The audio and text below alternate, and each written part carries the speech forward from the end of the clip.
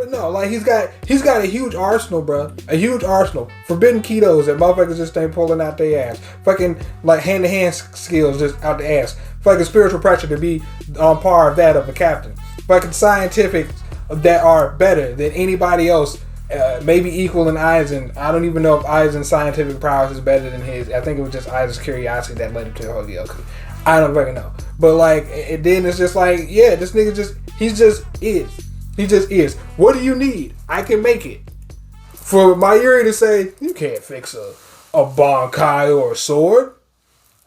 You tell that shit to fucking Urahara, bro. You tell that to him. Because whatever the fuck he did with Yoruichi's sword, yeah, I just shoved it up her ass. And that was a part of her.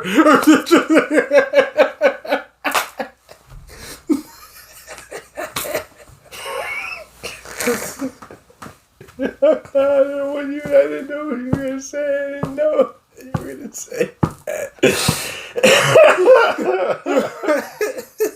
Oh my god! I didn't know I was going to say that. Yeah, but no, I mean, hey, they got their own day. Whatever their business is their business. So they be on that different kind of time. Because why could she turn into a cat? Ain't nothing but the dog in her heart. I'm sorry. Because he likes to make that pussy purr. But let's. All right. We're moving on. I thought that mine was bad.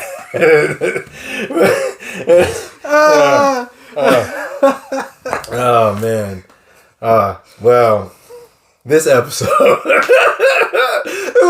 that was a good episode because we had, like, you know, as we talked about at the beginning, like the crescendo effect of like, you get the huge swings of emotion. Ichigo's running on the field. Byakuya is crying. You think that this nigga's dead. Giryusai is dead. This nigga's half who he was before.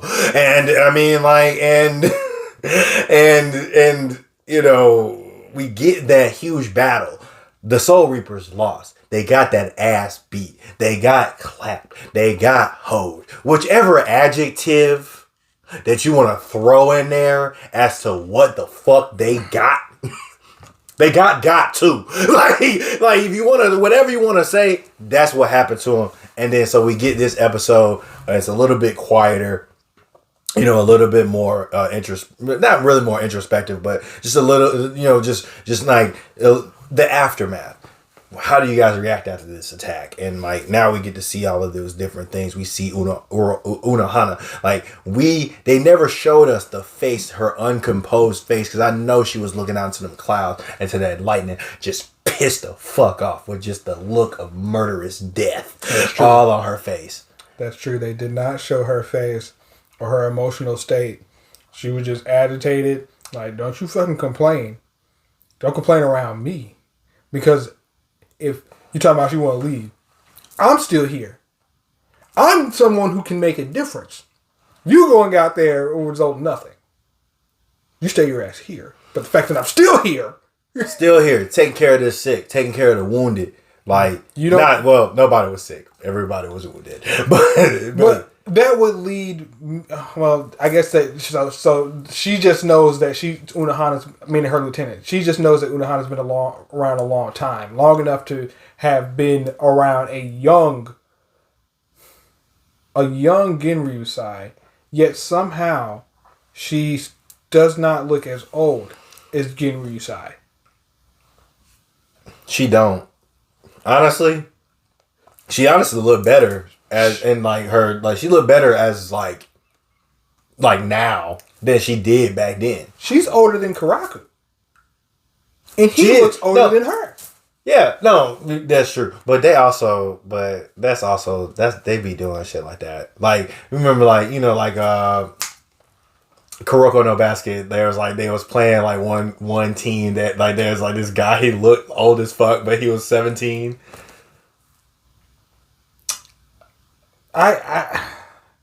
He looked around the same age as Ichigo's sisters. So however old they are is how old that he looked when he was a kid. At the time when they show up with Genryusai. Because he was explorative and shit. Like, he was... But that was Shunsui. Yeah, that's correct. Oh, it was Karaku. Bruh. That's his name. Shunsui is his name as well. And then, okay, so there's two. No, it's the same person. No, the same person. There's Shunsui, and then there's Shuhei, who's the guy with the 69 on his face. Yes. I thought that's who there was on when he said Shunsui, because I got the names mixed up. Nah. And I was like, I know this. Not the like. But okay, all right, no, we're here. But no, he do look older. But also, I mean, he's also a single man, and single dudes be aging fast. So they'll be, you ain't got no good living. Life be hitting you hard, you kids. So it's like, I don't know. Maybe look at Jiraiya. How old was Jiraiya though? Exactly, old enough. I mean, like, his nigga was in his 50s. He was in his 50s. That's not too bad. It's not bad. He was whooping ass like that in his 70s, bro. Oh, no. That's the third Hokage was in his 70s or some shit like that. That nigga ain't had to go out like that, bro. He had to do my nigga ride like that. It was just one random episode. Niggas would pop up in the fucking rain village or some shit, bro. And then they just got ran up. No, he got ran up and they had to just fight Pain just off vert. Just no, ain't no help, no nothing. Just with your own ninjutsu and shit, and still almost fucked that nigga up. They could. I don't even. Did he want to run, or was he like, I gotta get this intel? He couldn't run though. He did want to run, but he was looking right. He was like, man, no, I want to run, but niggas is looking. And then it became like, okay, try to defeat him, but then it was just like, now I guys got to get this intel out. There's 5 of these. There's 7 of these niggas, bro. There's 7 of these niggas, bro. Hey, damn. Carry that man into his sensei back. But anyway, back to Bleach. Yeah. Back to Bleach. So, I mean, I guess my question would be like, what in this episode really stood out to you as far as like, between like Soifan and her fuckness, the introduction of like the Soul King and in the 5 captains that protect him and like, all of these other things. I feel like I feel like the Gote 13 is highly disorganized. Like, taking it back to when Ichigo ran up on these niggas, bro. Like, the security has not increased whatsoever. And you have someone like Soifan, like, who in no regard is, like, an effective captain. Like, to me, she's like a placeholder for Yoruichi. Like, this is the best we can do. Like, it's supposed to be an assassin squad. She's the best assassin, but if Yoruichi was here, she'd be the best captain. So, it's like I don't put her in that. Like, look, her lieutenant. Like, your lieutenant says everything about you that I need to know. But yeah, no, the lieutenant, and I mean I don't like the lieutenant. I mean, who do? I mean, he's funny, but I don't like watching him fight because yeah. But these niggas aren't on guard like they should be. I don't feel like they're very lackadaisical about some niggas. Like, they ran up, fucked up the captain's homie, and then left. Then the captain got the squad together, said, all right, let's get together and fuck these guys up. And then not too long after that, these Quincy's ran up again and then killed your captain and a fuck ton of people. They released putties, my nigga. They released putties, and the putties was holding niggas. So it's just like, no, them putties, they came up out that damn shadows, and I was like, oh. This was after the fact. Yeah, I'm just like, so then, you get ran up on, all right, let's take our wounded. It's like, you're still under the guise that the reason these niggas left was because of Ichigo. And the reason these niggas left was because of time. It was because of time. But these niggas don't know that. And it would have been more time for more slaughter, but it was Aizen. Like, Aizen saved them. Because it was like, they altered their perception of time to the point that they ran out of time, so they had to go back to the Vandenreich or the Bludenbach or whatever. Nobody knows where the fuck it is, but I think that's a fucking issue in and of itself too. Y'all niggas don't know where they left to. Niggas just disappearing in the shadows. What makes you think that once you sleeping at night, nigga, and your shadow just creep over and these niggas just slit in your throat? Like, cause that's how they popping out. They're popping out. They came inside, bro. They was there in multiple different places. These niggas are spawning in places. You playing Call of Duty, nigga, doing the what is it? The shipment. Nigga, you just spawning in fucking enemy territory. Yeah, no. I mean, ultimately, but I think that you're right. But then, I mean, it goes to the point. Like they talked about it. It's like when Gunrisai was coming up, it was just real niggas just killing motherfuckers. And then peacetime started happening, and you started having another captain and another captain, to the point where, like, if you're not Shunsui, Kenpachi, Unohana, Byakuya, but you know, he got hold. So if you're not them, who are current captains? I'm sorry, Ukitake as well. Right. But if you're not them, who the fuck are you? Nobody. I got a quick question for you, Ed. Based off the Zero Squad's logic, there's only two ways to get up there. Their soul key in their bones, or this mechanism that they use to travel. So, why not send one or two of these niggas down there to help? What's it gonna cost you? It's not like the nigga can go up there. You're protecting the Soul King from what? Because there's only two ways to get up there, which are improbable that someone's even gonna figure out, even if they die.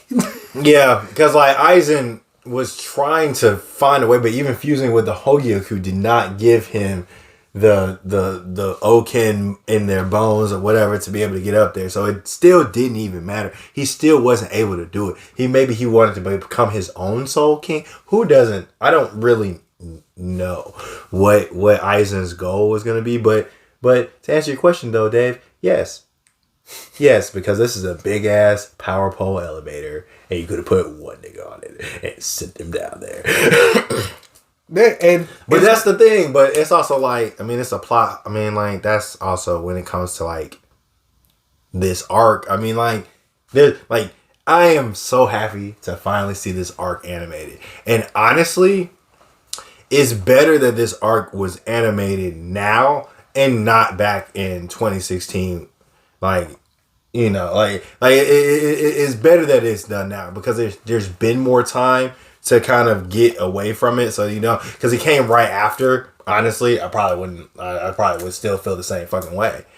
But because there's that time that's passed, and like, I mean, it's been so long since I finished the manga. Like, it's been years since I finished the manga. You're able to dissect it objectively. Exactly. Based off what you're seeing in front of your face. Because you can remember tidbits and pieces, but there's some stuff that you just not, I don't fucking know. It's been so long. Yeah. You know, it's just like, oh yeah. But much like anything else, that's how we do. It's like, I'm going to question what my eyes are saying. Exactly. And to that point, it's like, I mean, we kind of just see, like, although like this, we're getting like the more fleshed out version of what this arc is supposed to be, there are still things that you can ask, that you can that are legitimate questions about this arc. It's like, you can't just five niggas who's more powerful than all 13 of these niggas combined. And so when the last big bad nigga was here, and like everybody was like, oh my god, Soul Society is gonna crumble and he's gonna do everything, he's gonna get everything he wants, there was five more niggas that was stronger than everybody that could fuck him up. That also means that your system is, if let's say the Quincy's came down, or even Aizen came down and destroyed the entirety of the Soul Society and all of Gotei 13, would the Zero Squad come down then? Or no? Or is it only once somebody peers into that next level? Because it's like, alright nigga, y'all protect Sarate. Sarate's fucked. Alright, we protect up here. I guess the Sarate's fucked. Yeah, they'd probably just be like, well, time to make a new Sarate. With what? ashes on top of. You know what I'm saying? But like again, I don't know what they make. I don't know what makes up. You're gonna be the soul king of what, my nigga? Everything's dead. All right, y'all protect. All right, if you're the soul king of all the worlds, or just the soul society, and the soul society dies, what's your purpose? What are you here for? Well, who are you protecting or looking over? Nobody. So why are these motherfuckers protecting you? Because it don't matter. At that point, you're just here for your own self-interest, not the interest of these people. But apparently it's about balancing some shit. But what happens when the balance is out of whack? If these motherfuckers supposed to get the balance, meaning the Zero Squad is supposed to keep the balance, what's more important? Staying the fuck up there or getting the fuck down there and keeping the balance? I don't know. I mean, like, that's the big thing. And like, I mean, it was like when the world is out of balance, that's when you need the avatar the most. And you can't just vanish. You gotta show up. But I believe they were just like, but I believe Ichigo can be the one to save us all. And I mean, and that's I mean, really, that's what it is. I mean, and that's why we fucking watch, and that's why we're gonna continue to watch every single week, man. Thank you guys for watching. We hope you had a great holiday. Please don't forget to like, share, and subscribe. Follow us on all platforms at Rokobros. And until next time, y'all.